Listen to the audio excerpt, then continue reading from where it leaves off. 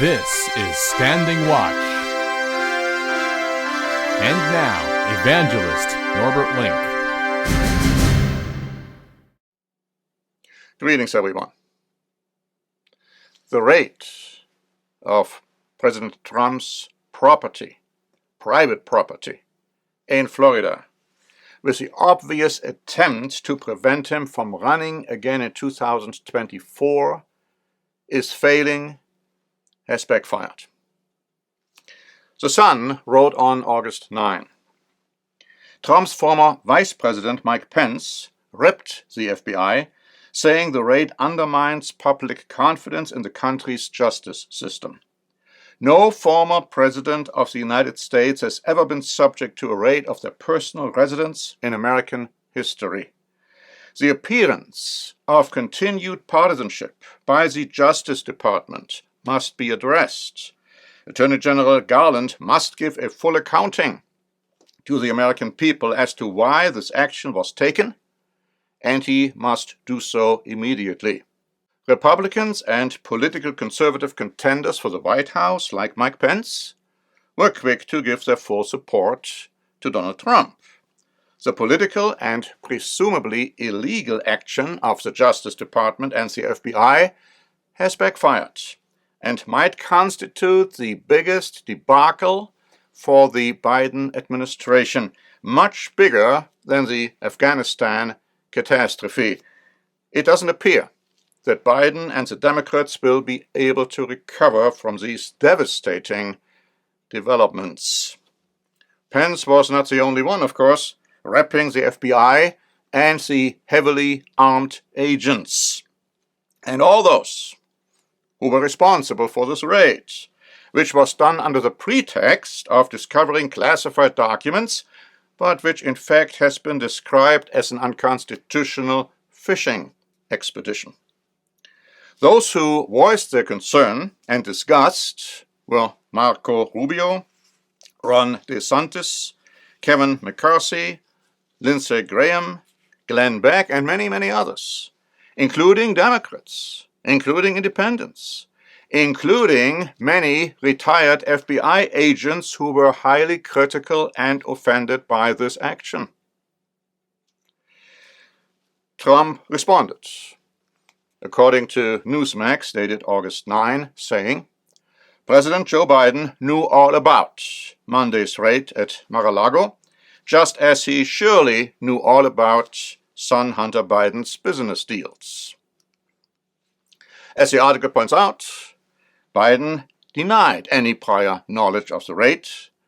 Continuing, Biden has also repeatedly denied any involvement in and knowledge of son Hunter's business dealings with foreign entities and individuals. The problem is, Biden has been lying on several occasions before. There is clearly an appearance of collusion between Biden, the White House, the FBI, the Justice Department. And many commentators feel that the FBI would have never conducted this highly sensitive raid without the green light from Biden and company. Further concerns were raised when it was revealed that, and I'm quoting from Fox News, dated August 9, the federal judge, the magistrate, who signed off on the raid, donated thousands of dollars to former President Barack Obama's presidential campaign and victory funds in 2008. And also, in addition, his own Facebook posts show a strong bias against Trump, to put it mildly. Newsmax wrote on August 10, the FBI raided former President Donald Trump's Mar-a-Lago residence as opposed to issuing a subpoena because they wanted to circumvent Trump's Fifth Amendment rights and seize anything they wanted, according to legal expert Alan Dershowitz. Dershowitz added a search warrant is easily obtained through a judge who signs off on them without much justification.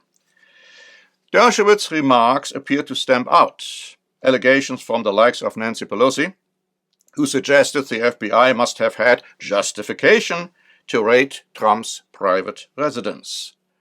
Dershowitz argued if a judge turns down a search warrant, you just go to another judge and another judge and another judge, and you can get the 8th judge who will then give it to you even though 7 might have refused to do so. Now, this is an absolute mockery of justice. I hear this all the time. Our system works, they say. Yes, it works, but how? How does it work? The New York Post published on August 10 a lengthy opinion piece by Miranda Devine. Now, I just want to give you a few excerpts.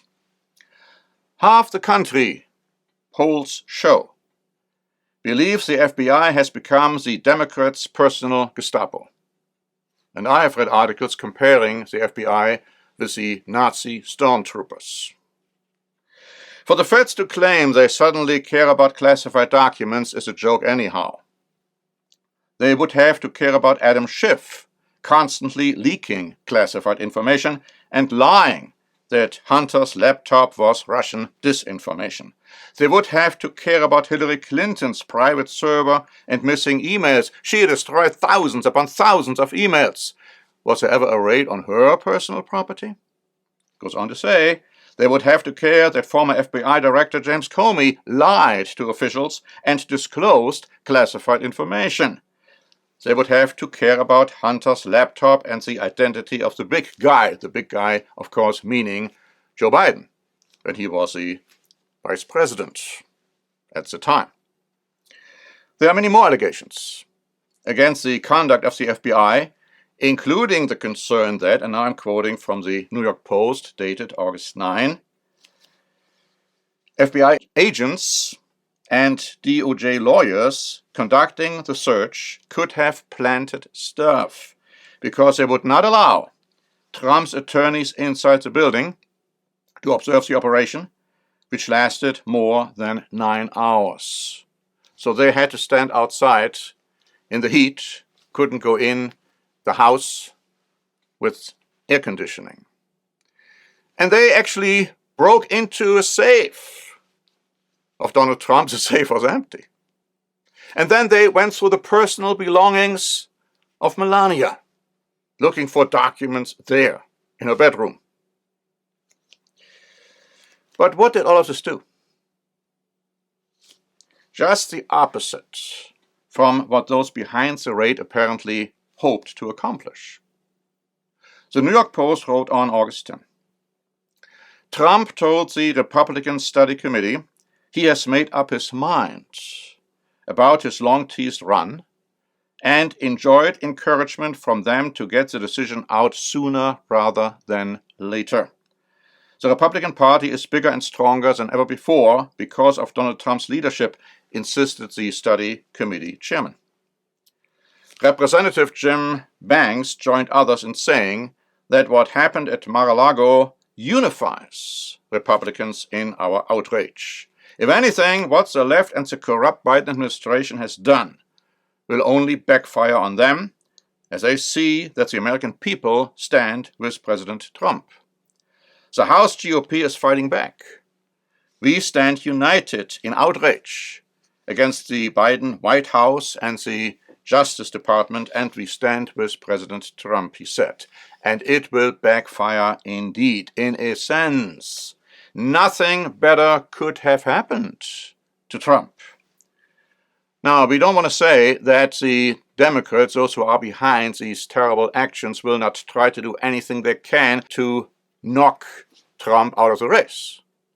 And so we are, in fact, experiencing an incredible degree of lawlessness in this country. And I would like to recommend that you order and read our free booklet, And Lawlessness Will Abound, which does in fact describe our times and the country which we are living in. Thanks very much for listening. This is Norbert Link for the Standing Watch program.